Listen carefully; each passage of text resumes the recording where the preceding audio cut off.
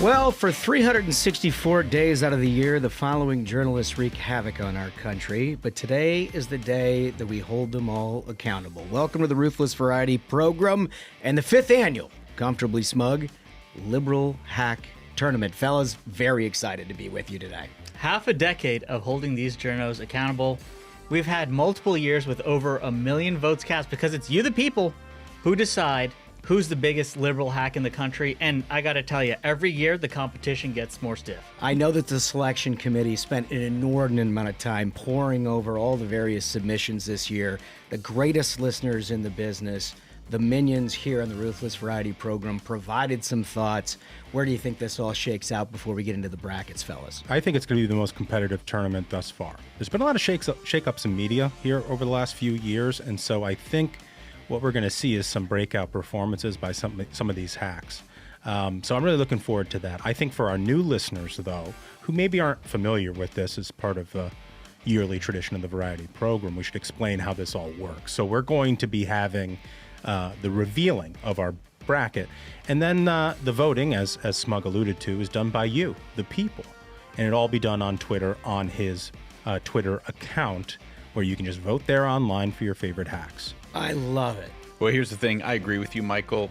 I think this is going to be the most competitive tournament we've seen in years. The 5th annual has President Trump back on the scene, so you have a lot of these liberal hacks who are fighting amongst themselves for the most ridiculous takes, the most ridiculous stories, and I really can't wait to see what the committee came up with this year. Yeah. A reminder to the audience, we start with 4 divisions. It's the fake news division out of Atlanta, the establishment division in Georgetown, the liberal activists out in Brooklyn, and the way too online folks out in New Haven, Connecticut.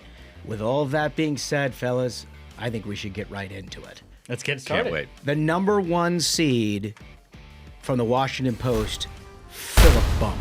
I mean, leading the fake news bracket couldn't be a better pick. He's been a one-man powerhouse for a while. We ought to just make a quick announcement about the 16 seed, which typically does not get a lot of attention. They see this as like something you blow through. Mika Brzezinski of MSNBC. That seems like a little bit more of a difficult matchup than a number 1 overall seed would typically get. I think this might be the first upset of this year's tournament, and I'm predicting that. If you have seen what they have done on Morning Joe to defend Joe Biden's clear dementia, I think she's got a real shot of making a historic upset here. It is possible, and with all that, let's go to Bump HQ to get some react.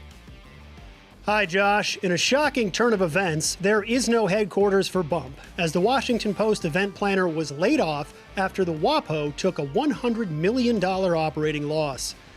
I reached Bump by phone earlier today to ask him how it's possible that the Post could be so broke that they couldn't even throw him a watch party.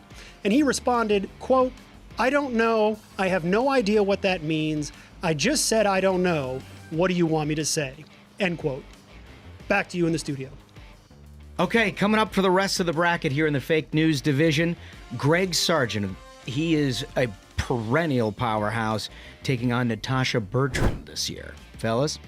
Yeah, I think with Bertrand coming in, I really like her in this spot. I think she's going to upset Sargent because Bertrand is looking for something fake to write about Donald Trump. It's where she made her bread and butter. The guy is back on the scene, and I really think she's gonna sing in this tournament. Moving down the bracket, Kyle Cheney, a strong 5 seed this year, facing off against Julia Eoff. Yeah, and you know what? I mean, you would think by now should give up the Russia shtick. But hey, if it keeps paying her bills, she's still dancing with it, so she's here. Moving down the bracket, Kara Swisher taking on Sam Stein of Politico. I think this is another place where I might be able to see an upset. Swisher is definitely a strong media reporter, but I wonder if she has sort of the breakout breadth of viewership that somebody like a Sam Stein does.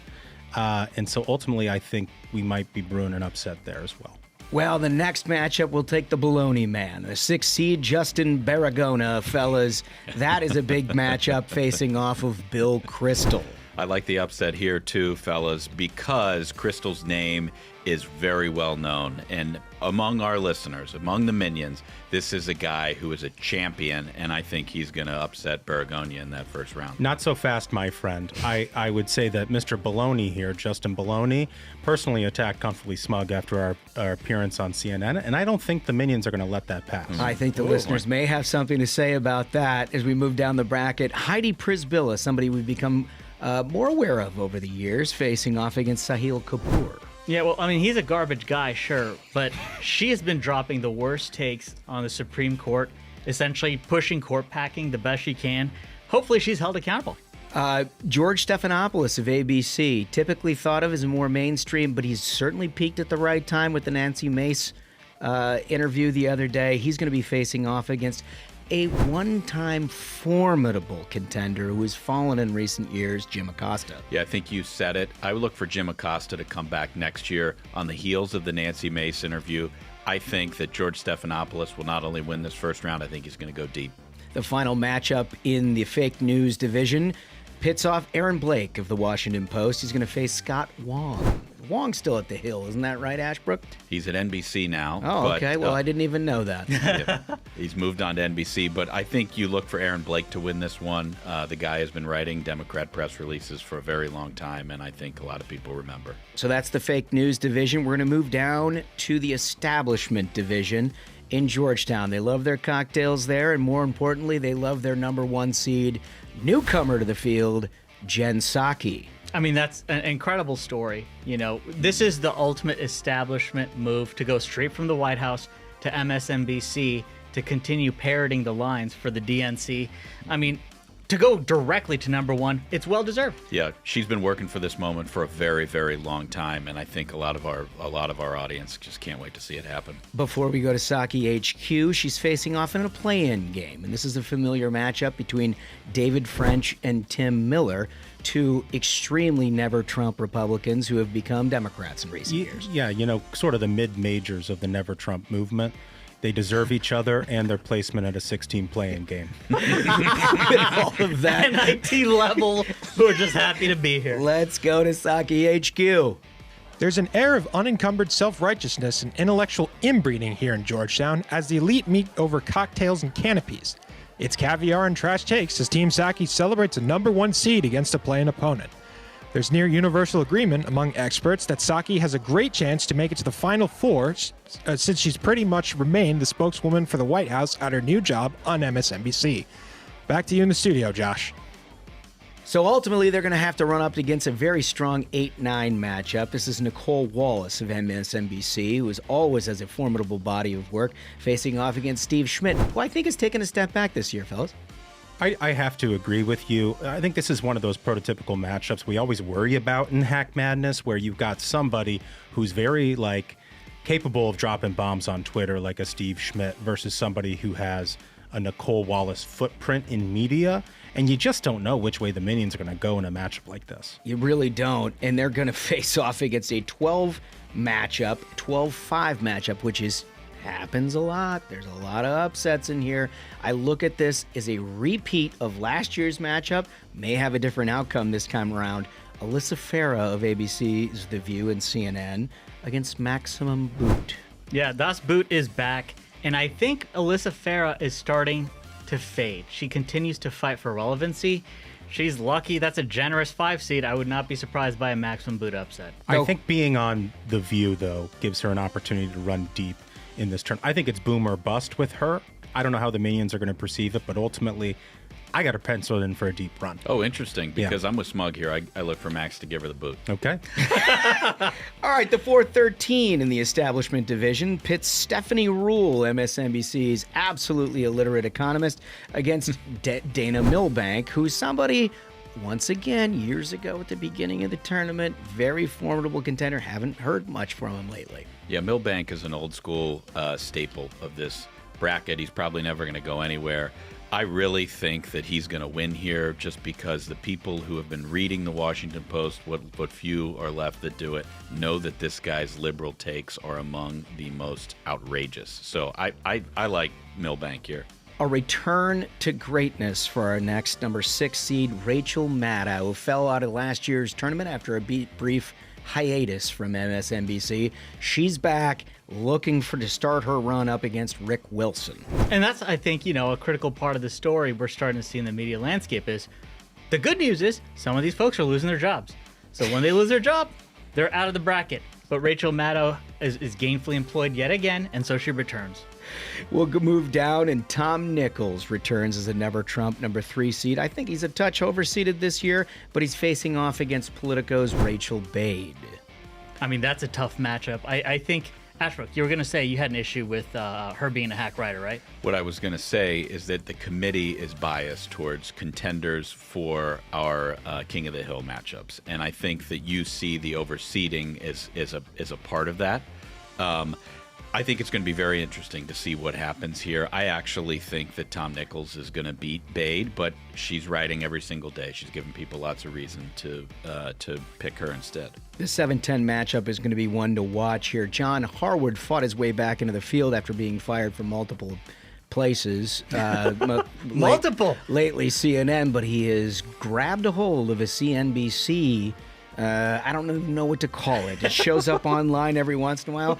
It's so bad he made the field. He's going to be facing off against Jonathan Karl in the 10 seed. I mean, Harwood, if nothing else, has an absolute commitment to shamelessness. He did the interview with Joe Biden months and months ago. So whenever people say, why haven't I seen Joe Biden do an interview? You can watch John Harwood basically, babysit Joe Biden and claim that it's journalism. He's well deserving of that 7 seed. Rounding out the establishment division, to your point, Mr. Ashbrook, this is where the King of the Hill over-indexes because Sherry Jacobus, finds herself at a 2 seed facing off against Jonah Goldberg. Yeah, I think this one's going to be a blowout. Goldberg just doesn't even belong in the game against Jacobus. She's going to win here. She's going to win big, and I think she's going to go deep this tournament. Well, what a terrific look at the left side of the bracket with fake news and establishment. We're going to move to the right with liberal activists in Brooklyn, and that starts no other place than a 2-time champion, Jennifer Brainworms Rubin. I mean, she's the Mike Krzyzewski of this tournament for a reason. Yeah, the best takes for the longest period of time, a lot of appearances on cable news. So, I mean, it's well-deserved. I mean, this is somebody you always got to look at as a contender.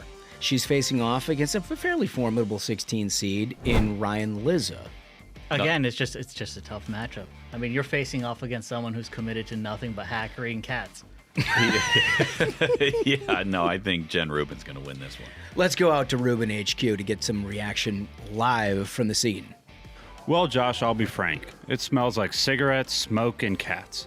But that hasn't dulled the excitement as Rubin tries for her 3rd Hack Madness championship.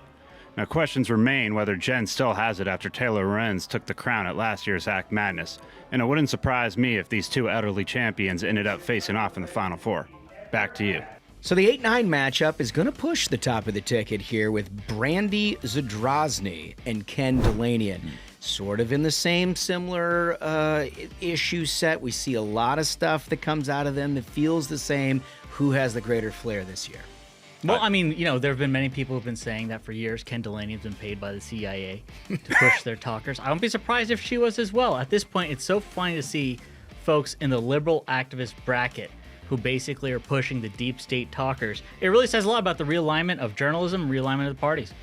The 5-12 matchup in this case seems to favor the high seed from my perspective. It's Aaron Rupar, who's up against Jonathan Allen of NBC. Yeah, this one's a no-brainer. It's Rupar all the way.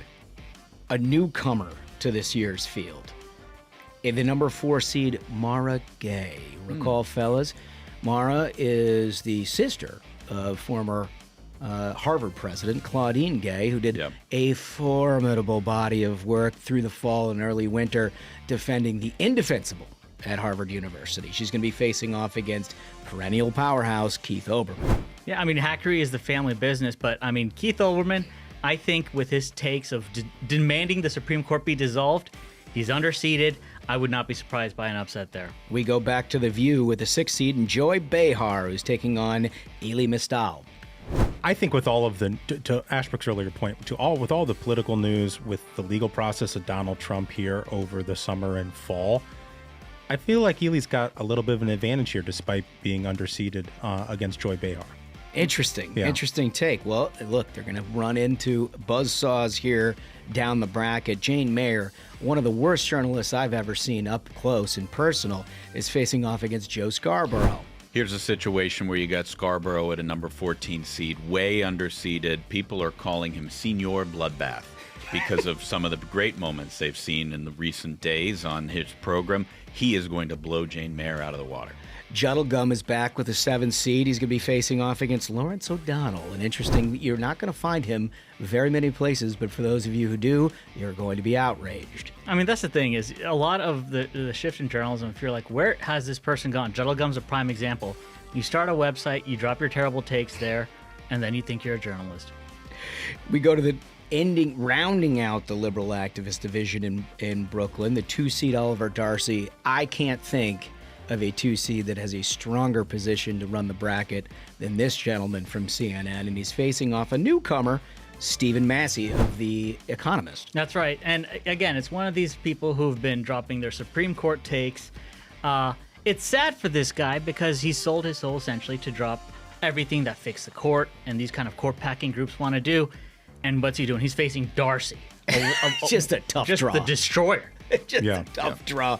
And so that rounds out the liberal activist division in Brooklyn. We got to go all the way to New Haven for the way to online division, and that's where we find our defending champion, Taylor Lorenz. Yeah, absolute powerhouse. I do wonder about her conditioning and how she's going to be able to perform deep into this tournament while she's still wearing a mask in the year of our Lord 2024. But a powerhouse nonetheless, so I expect her to go pretty deep. Seems like she almost makes headlines on a week-by-week basis. That is something to watch consistency. As you look through how this unfolds over the next 3 weeks. She's facing off against a newcomer, Brianna Joy Gray of The Intercept. Yeah, I mean, some of the most delusional takes about Gaza and Hamas that you'll ever see. I think it's well deserved from our new entry to be here at 16. Just in against an absolute powerhouse, but I think she's earned it. Pro-Hamas gets you into this year's bracket. There's no question about it. Yeah. With all of that, let's go to Lorenz HQ and find out what's going on. It's TikTok teens and MSNBC screens here at Lorenz headquarters. Yet it's total silence from the crowd as everyone stares into their phones while wearing masks a full 4 years after the COVID pandemic. The ambiguously aged Lorenz seems confident against 16 seed David Frum. But will she have enough momentum to take the crown again this year? Only time will tell. Josh? They're going to have to ultimately face off against an 8-9 matchup with 2 familiar names, Dave Weigel and Chris Hayes. I think Chris Hayes has this. This is a guy who has very, very well known among the minions and has been dropping lib takes for quite some time. I think I give him the advantage here. The 5-12 matchup, Yamiche Alcindor, a repeat of last year's matchup against Nicole Hannah-Jones. I mean, yeah, sure, Yamiche has been dropping takes. I gotta say, though, Nicole Hannah-Jones, I think someone looked up, she's written like 2 articles in the past year, but maintains this presence online. I guess like that's what the New York Times is paying for? Yeah, imagine getting into a tournament with a 2-0 record.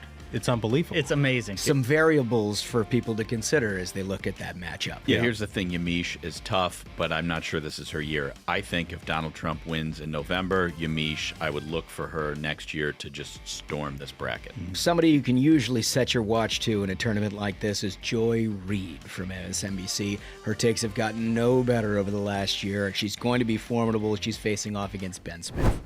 I mean, Ashbrook, you were saying that Ben Smith's been just an absolute terrible journalist for some time. I want your thoughts on that. I think Joy Reid's going to smoke him. I don't think he has a chance. I really don't. No question about it. You move down the bracket with Paul Krugman at number 6. He's going to face off against Matt Iglesias.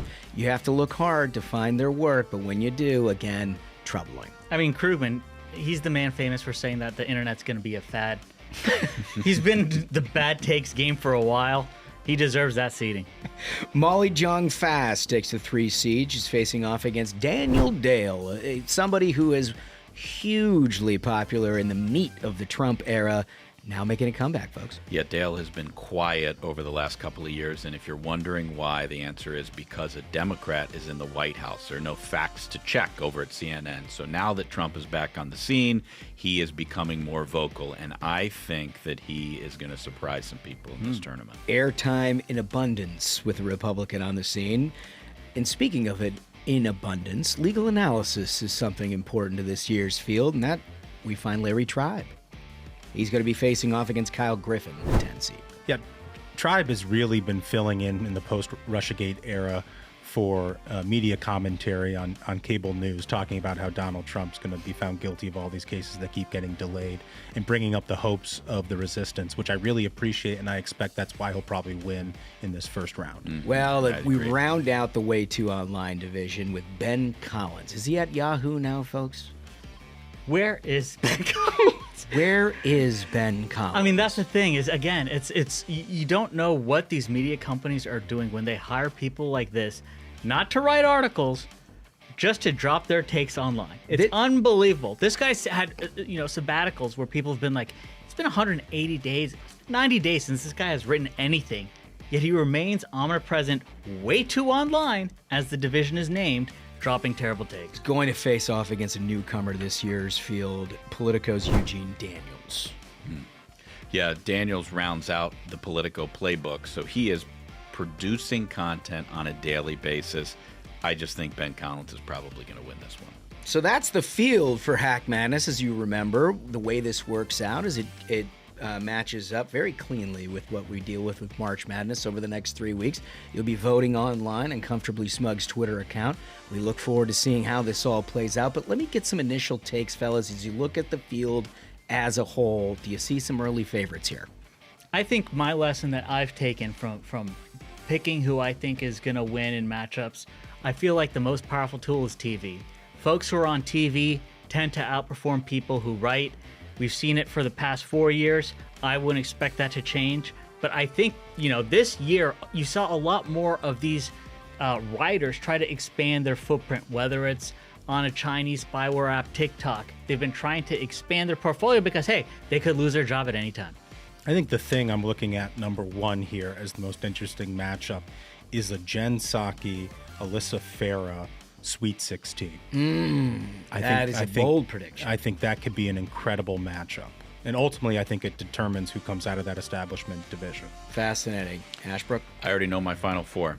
Oh, wow. I already know my Final Four, and I'll tell you right now, it's George Stephanopoulos. I think he's going to upset people in fake news. Wow. I think he's going to upset people. I think Jen Psaki, first-time player, is going to go all the way to the Final Four.